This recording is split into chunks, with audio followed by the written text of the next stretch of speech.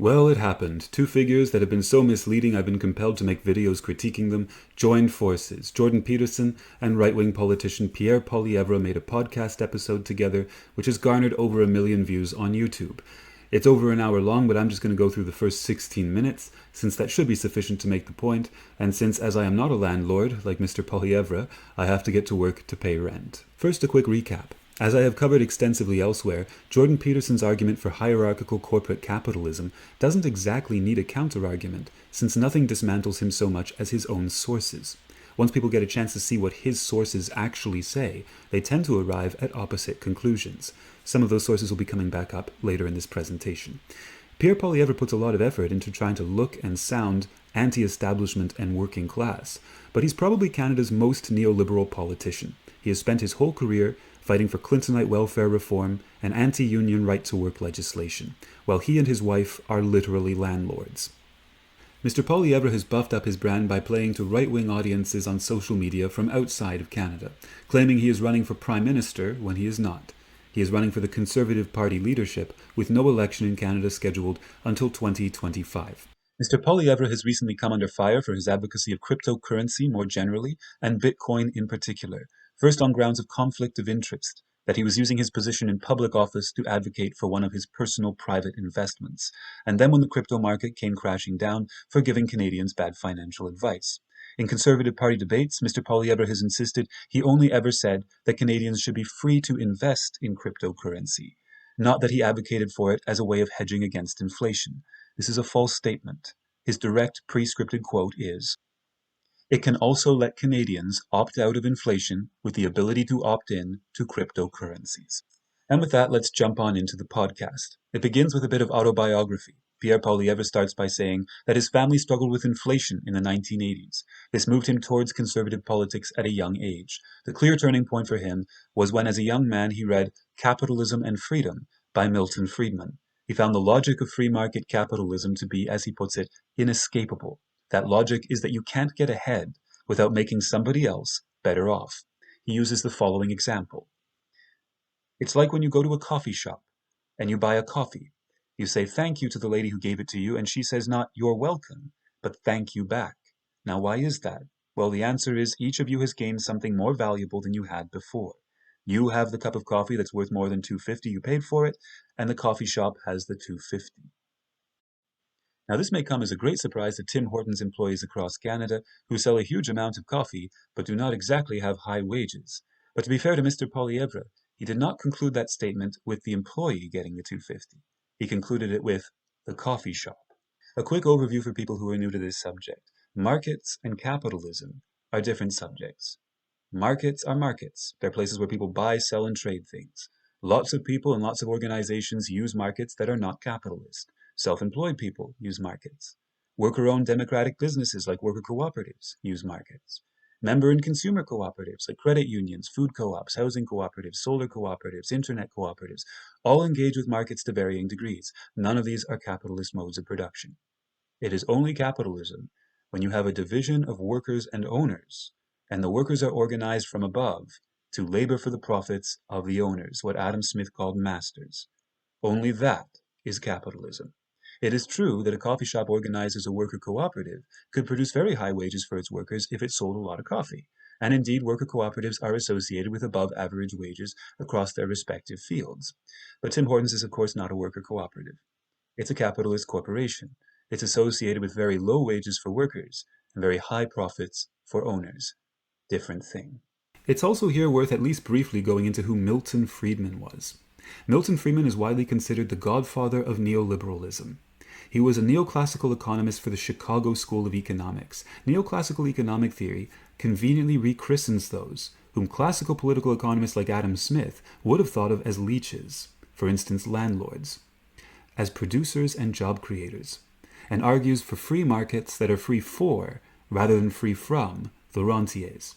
For those who want to go into this subject more in depth, I will follow the lead of my friend, the political economist Vijay Kumar, and recommend The Value of Everything by Mariana Mazzucato, an excellent book that he tipped me off to.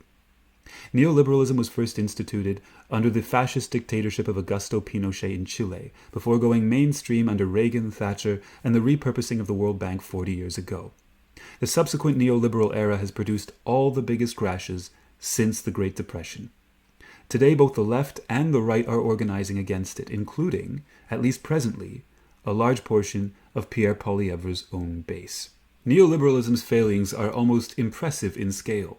For instance, when the Soviet Union fell, and Boris Yeltsin and his Chicago Boys economists took power through the 1990s, waving their books of Milton Friedman in the air, saying in 6 months the market would start to correct, in a few years Russia would grow to the 4th largest economy on earth.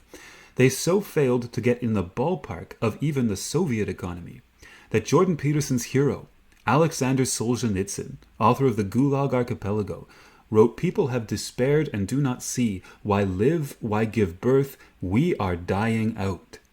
Ultimately, this was how Vladimir Putin came to power, when in 1999 Yeltsin finally resigned with an apology for his naivete, and the independent Levada Institute found that 75% of the Russian population said they regretted the fall of the Soviet Union. And please note, I am saying this as someone who thinks the Soviet system was a steaming pile of crap. We just have to acknowledge that the Friedmanites managed to do that much worse. Today, the name Milton Friedman still carries some clout because he did receive the Nobel Prize in Economics. In fact, over a third of Nobel laureates in economics have either been students or teachers at the Chicago School of Economics. Except, actually, they haven't. Contrary to popular belief, there is no Nobel Prize in economics. Alfred Nobel did not think that economics was a science, so he never created a Nobel Prize in economics. 70 years after he died, a bunch of wealthy financiers from a central bank got together to create a prize in economics that they would award to people who agreed with their worldview. They cleverly named the prize in memory of Alfred Nobel, to try to trick people into thinking that there was a Nobel Prize in economics and that these radical right-wing fringe thinkers like Milton Friedman were really Nobel Prize-winning social scientists. Pierre Poilievre drank it up. Poilievre then returns to his example of the coffee shop. Unlike taxes, in which the government might purchase things that you don't want, you get to order what you want from the coffee shop produces what it wants, and you get to vote with your dollars. He here takes democracy not just out of the public sphere, but also out of the workplace. There is no place in which the people who do the work have democratic practices in their labor. They are organized from above to labor for the profits of owners, what David Friedman, Milton Friedman's son, calls competitive dictatorship. That's what Poilievre is calling freedom and democracy. Peterson then asks Poilievre why he was attracted to Friedman as opposed to left-wing visions of compassion and socialism. Poilievre says because what he saw play out in reality was Animal Farm, not the abolition of hierarchy, but the establishment of new ruling classes that were often tightly concentrated and able to be influenced by big money interests. Now, concerns around concentrated power are legitimate. Concerns around political bribery are certainly legitimate. They do not logically lead us to more capitalism, to more division of workers and owners, especially given the track record across the developed world prior to 1945 and since 1980. Remember that in the mid-20th century, the entire developed world had moved so far to the left we were all practically in some form of social democracy. Even in the United States, Republicans had an upper tax bracket on the rich of 91% to help pay for New Deal social programs and supported unions. The Republican President Dwight Eisenhower thought anyone who didn't go along with the New Deal status quo was an extremist. That was mainstream American conservative opinion, for a reason. Here in Canada, of course, Tommy Douglas formed the first socialist government in North America as Premier of Saskatchewan. He implemented single-payer health insurance and many other of our core public benefits. He went on to be voted the greatest Canadian of all time. This produced an unprecedented standard of living across the developed world. But it was not more capitalism that did it. The acolytes of Milton Friedman have nothing that compares. What about Orwell's Animal Farm? Orwell concluded that the animals looked from the pigs to the farmers and the farmers to the pigs and couldn't tell the difference. This was not an argument for capitalism. Orwell said socialism was elementary common sense and blatantly obvious. The moral of Animal Farm is make sure you get real change. Don't let your revolution get hijacked. Not stick with capitalism. Poilievre doesn't seem to have gotten it. Last point. Jordan Peterson actually asks a surprisingly good question. He says, what about the Scandinavian countries? And he even says they have been quite radically successful in function. How does Poilievre square that with his hyper-capitalist philosophy? Now, you probably know what's coming next. And it's here worth mentioning Jonathan Haidt and his book The Righteous Mind, in which he articulates that we tend to come up with our moral matrices emotionally, and use our intellectual life to try and justify them. So perhaps we shouldn't be surprised to see so many capitalist pundits insisting that Scandinavian countries are really just capitalist and that's why they work, while arguing against everything that they do as socialism. Poilievre will not let us down. Poilievre says there are some uncomfortable facts about the Scandinavian countries that leftists just don't want to talk about. In Norway, 25% of the economy is around oil. In Sweden, they actually increased market activity to try and take some of the burden off of the government.